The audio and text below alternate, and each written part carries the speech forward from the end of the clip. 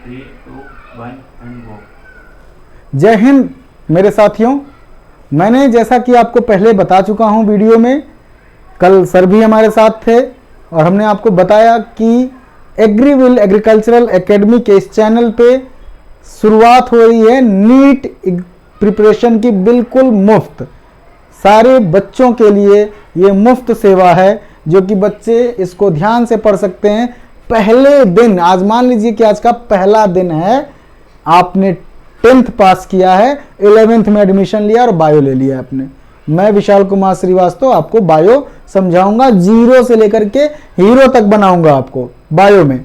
ऐसे ही अधाना मैडम जब आएंगी तो आपको केमिस्ट्री समझाएंगे, सर हमारे फिजिक्स समझाएंगे और आपके सबसे इंपॉर्टेंट जो एग्जामिनेशन क्लासेस हैं वो जिज्ञासा मैडम के द्वारा कंडक्ट किया जाएगा। ये सब ताश के वे पत्ते हैं जो आपको बनाएंगे किंग, जो आपको बनाएंगे किंग।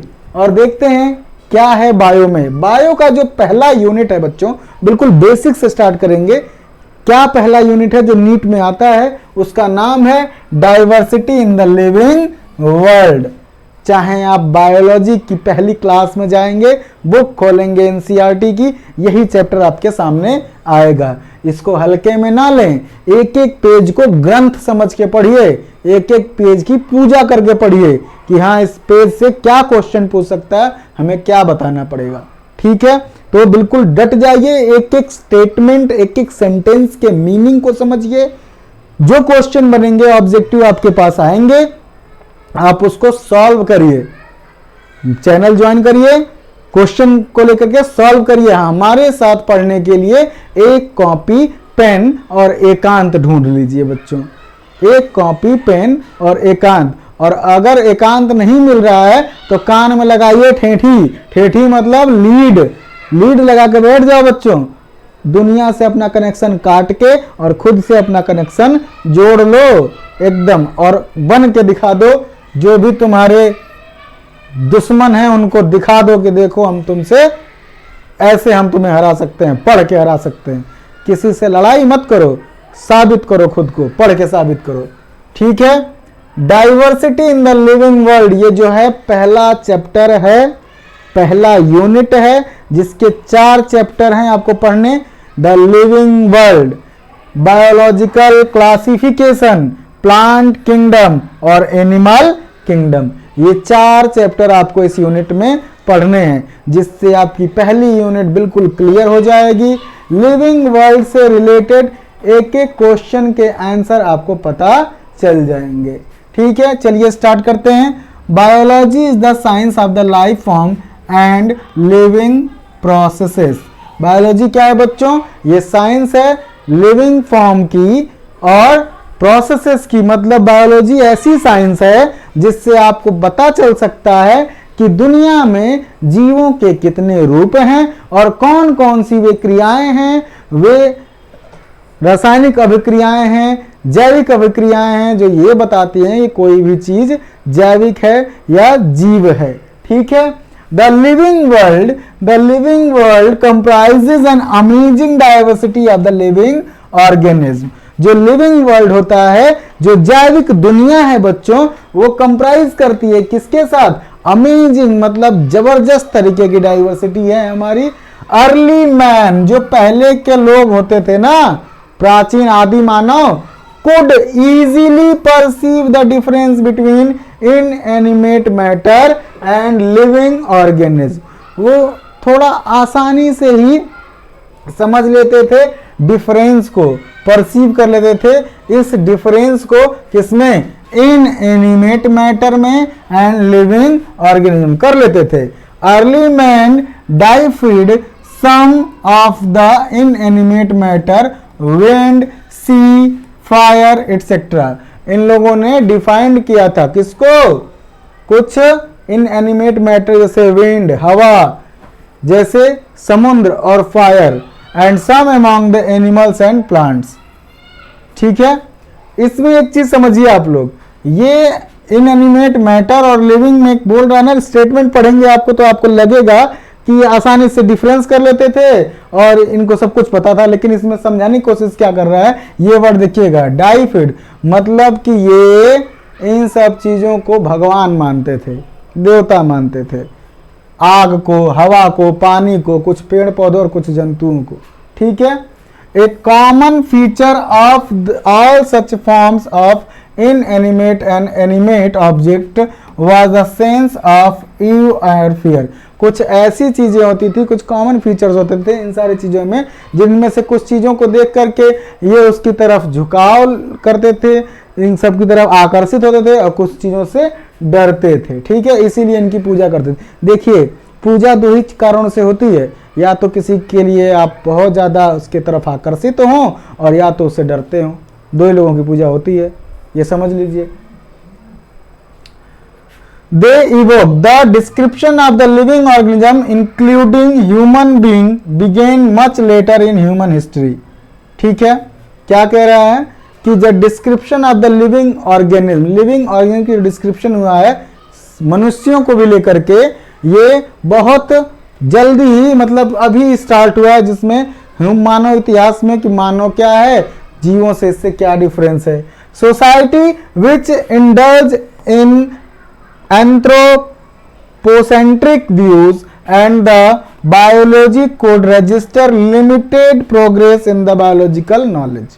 ठीक है, systematic and monumental description of the life form brought in our necessity। धीरे धीरे जब सजीवों का ज्ञान होने लगा, जंतुओं में, पादपों में अंतर पता चलने लगा, मनुष्यों में और भी जीवों में जो अंतर पता चलने लगा, उसके लिए एक मॉन्यूमेंट या सिस्टम बनाने की जरूरत पड़ी है, जिसमें डिस्क्रिप्शन दिया गया है, जो कि जरूरी है, नेसेसरी है हमारे लिए, ये नेसेसिटी है, ताकि जीवों को हम डिटेल में समझ सकें। Detail system is identification nomenclature. क्या सिस्टम आया है जिसमें आइडेंटिफिकेशन, नॉमनक्लेचर और क्लासिफिकेशन, ये तीन टर्म आएंगे, जिसमें आप चीजों को पहचानेंगे उनके कैरेक्टरिस्टिक के बेसिस पर, उनके कैरेक्टरिस्टिक के बेसिस पर लोगों को आप पहचानेंगे, फिर उनका नामकरण होगा, नॉमनक्लेचर, क्या बोलेंगे उसको, ये नॉमनक्लेचर होगा। उसके बाद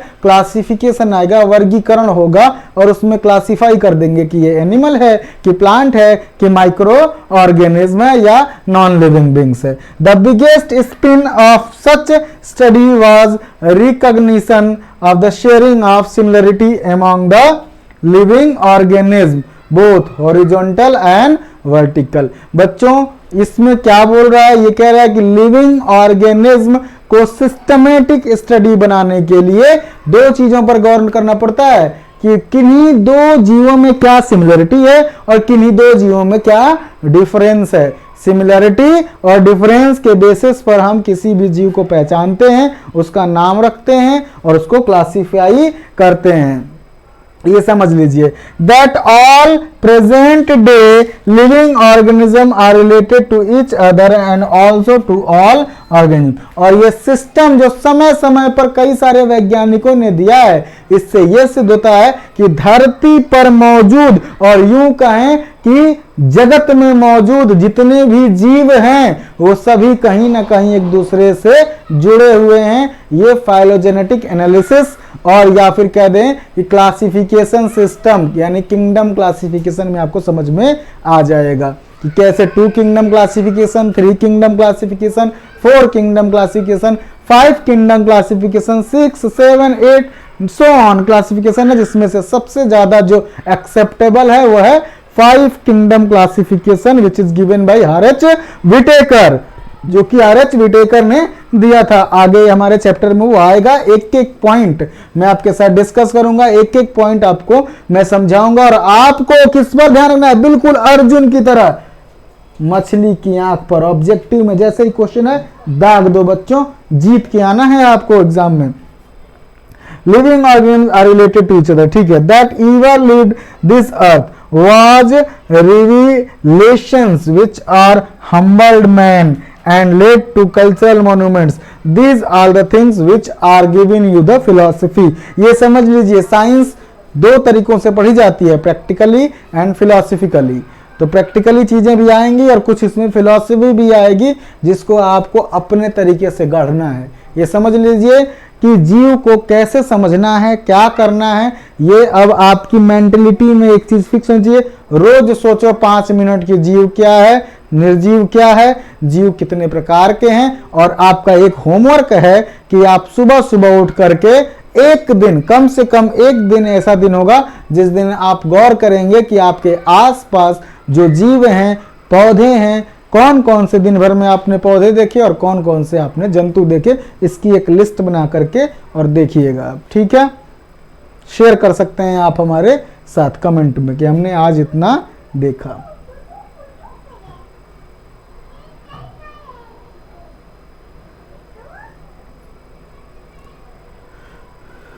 अब आइए थोड़ा इनके बारे में जान लेते हैं।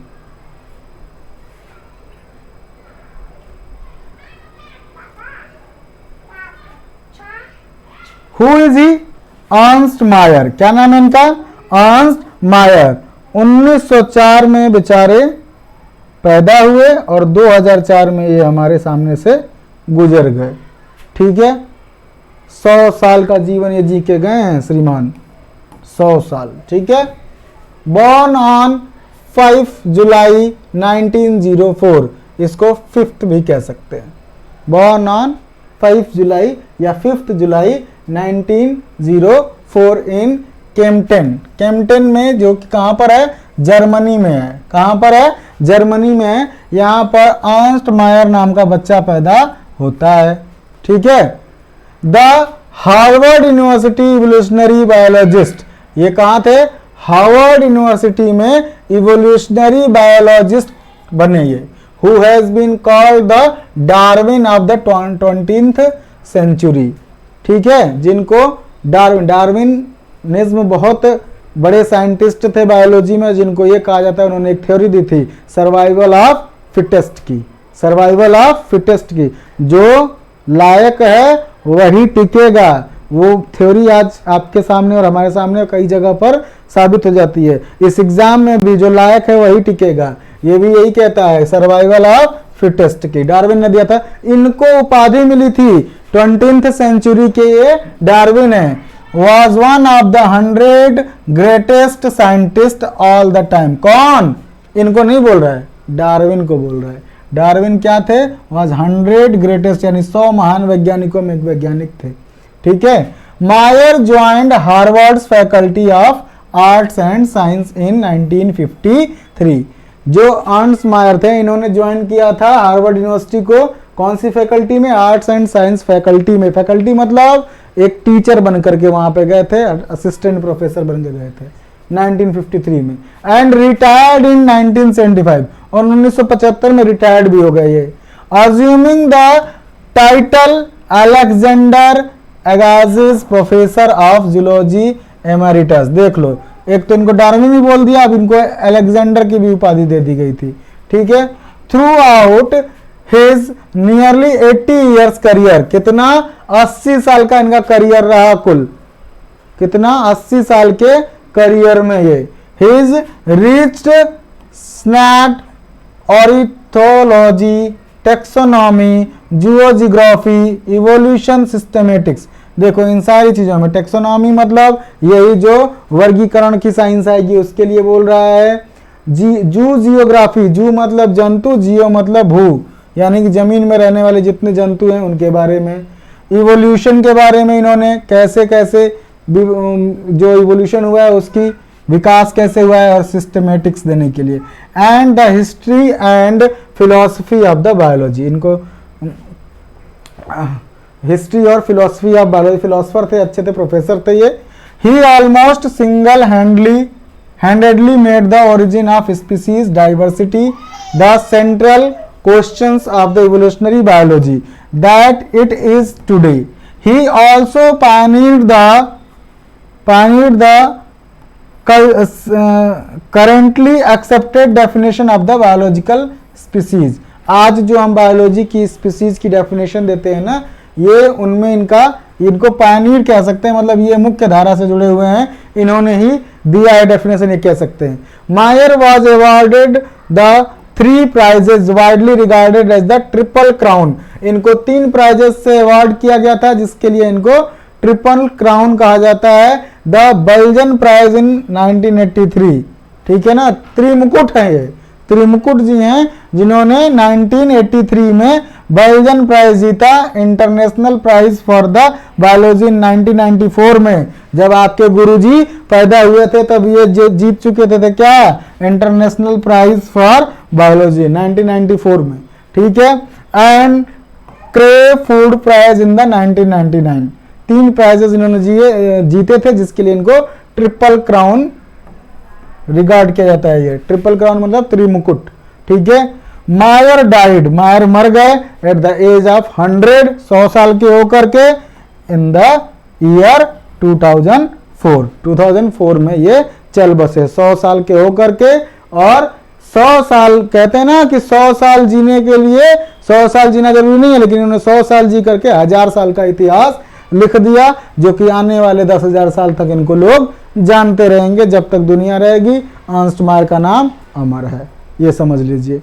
बायोलॉजी जब तक पढ़ेंगे तब तक इनको जानेंगे, पहचान लीजिए इनको। कभी हो सकता है फोटो वोटो में कभी दिख जाए तो तुरंत पहचान लीजिएगा। और ये इसके क्वेश्चन है सारे, इनको कौन कौन से अवार्ड मिले हैं, बल्जन प्राइज, ट्रिपल क्राउन किसको कहा जाता है, अर्नस्ट मायर को कौन कौन सा प्राइज मिला था, किस सन में मिला था, ये सारी चीजें देख लो बच्चों, स्क्रीनशॉट ले लो, बुक में भी है, एक बार पढ़ लेना। बच्चे बुक खोलते हैं फट फट पलट करके और इनको पीछे कर देते हैं, ये आते हैं क्वेश्चन इनका पूछा जाता है, ठीक है। नेक्स्ट चलते हैं।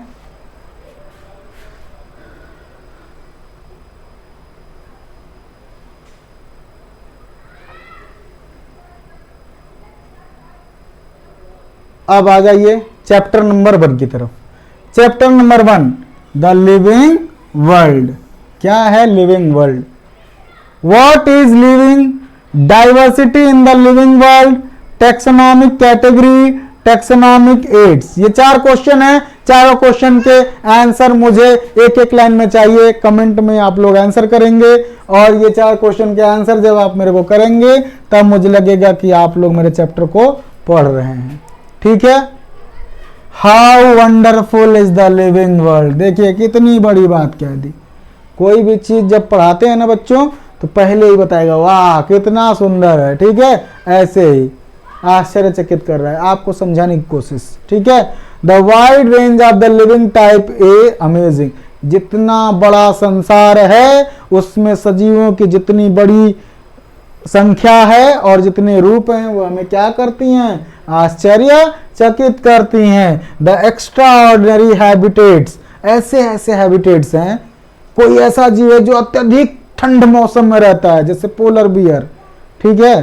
कुछ ऐसा जीव है जो बहुत सड़ी सी गर्मी में रहता है, कुछ ऐसा है जो पानी में ही डूबा हुआ है, कुछ ऐसा है जो हवा में ही है, कुछ ऐसा है जो पेड़ पर ही रहेगा, कुछ ऐसा है जो धरती पर चलता है फिर पानी में तैरता है, बहुत सारे जिनको एम्फीबियंस कहते हैं, ठीक है। ऐसे ऐसे चीजें आप देखोगे।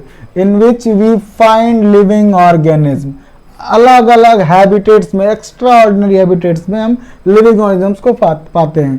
B it cold mountains, deciduous forest, ocean, fresh water lake, desert and hot spring. ये एक्सट्रीम कंडीशन बता रहा है हैबिटेट्स की, और ये कह रहा है कि वहाँ भी जीव मिलते हैं, वहाँ भी जीव पाए जाते हैं। तो कैसे पाए जाते हैं? हमको ले जा करके अगर माउंटेन में छोड़ दोगे तो हम जिंदा रहेंगे? नहीं रहेंगे, मर जाएंगे। लेकिन लोग वहाँ पर जिंदा रहते हैं। वहाँ पे लोग मतलब ये नहीं हमारे मतलब रिश्तेदार नहीं, वहाँ पे रहने वाले जीव जंतु वो रहते हैं वहाँ पे, ठीक है। लीव एज द स्पीचलेस, और ये सारी चीजें हमें क्या कर रही हैं, निःशब्द कर दे रही हैं, हम कुछ बोलने लायक नहीं है, इतना समझ लो। The beauty of galloping horse of the migrating birds, the valley of the flowers और the attacking shark evokes awe and deep sense of the wonder. ये सारी चीजें जो है आप भाव समझ रहे होंगे, क्या क्या बोल रहा है, valley of flowers, attacking sharks, ये सब चीजें जो है हमें वंडर कर रही हैं। कहीं ना कहीं हम बहुत ज्यादा देख करके इसको आश्चर्य करने वाले हैं कि भाई ये सब कैसे है। तो आश्चर्य करने की जरूरत नहीं है, सिंपल सी बात है, बायोलॉजी के स्टूडेंट हो इतना समझ लो, लिविंग वर्ल्ड में बहुत सारी विविधताएं होती हैं। The ecological conflict and cooperation among members and the population and among population of the community. धीरे धीरे ये मेंबर्स क्या होते हैं, पॉपुलेशन बनाते हैं, और ये पॉपुलेशन धीरे धीरे कम्युनिटी बनाते हैं। ये कम्युनिटी कहीं कहीं बस जाती है, फिर रिश्तेदारी हो जाती है, शादी ब्याह करते हैं, चाचा मौसी मौसा लगने लगते हैं एक दूसरे के। इस तरीके से धीरे धीरे विकास होता है, ठीक है। और even the molecular traffic inside the make deeply and reflects on what Indeed is life. This question has two implicit questions within it. The first is a technical one. देख लो, पहले ही बताए थे, पहले क्वेश्चन का आंसर टेक्निकली जैसे पूछा जाए what is living, तो इसके दो, अरे हाउ द लिविंग फॉर्म्स, तो कुछ तो टेक्निकल आंसर होगा कि भैया रिएक्शंस के फॉर्म में लिविंग फॉर्म है, और कुछ आ जाएंगे one is technical one and seeks answer to what the living as the oppose to the non living. पहला जो टेक्निकल है उसमें लिविंग एंड नॉन लिविंग का डिफरेंस समझा देगा कि टेक्निकली देखो लिविंग थिंग्स ये होते हैं, नॉन लिविंग थिंग्स ये होते हैं। लिविंग थिंग्स ब्रीदिंग कर सकते हैं, नॉन लिविंग थिंग्स ब्रीदिंग नहीं कर सकते हैं। लिविंग थिंग्स जो होते हैं वो लोकोमोशन मूवमेंट परफॉर्म करते हैं bye its own, non living things नहीं करते हैं। Living things growth and development को सोच करते हैं, नॉन लिविंग थिंग्स नहीं करते हैं। लेकिन दूसरा वहीं पर देखेंगे, and the second is the philosophical one. दूसरा जो क्वेश्चन है वो क्या है, फिलोसफी में पूछा जा सकता है। And seek answer to what the purpose of the life is. धरती पर जीवन का क्या महत्व है, इसको समझने के लिए, ये पर्पज को समझने के लिए आप फिलॉसफी वाले आंसर दे सकते हैं। और ये जो आंसर है ये अंतहीन आंसर है बच्चों, सबका अपने अपने तरीके से, ठीक है।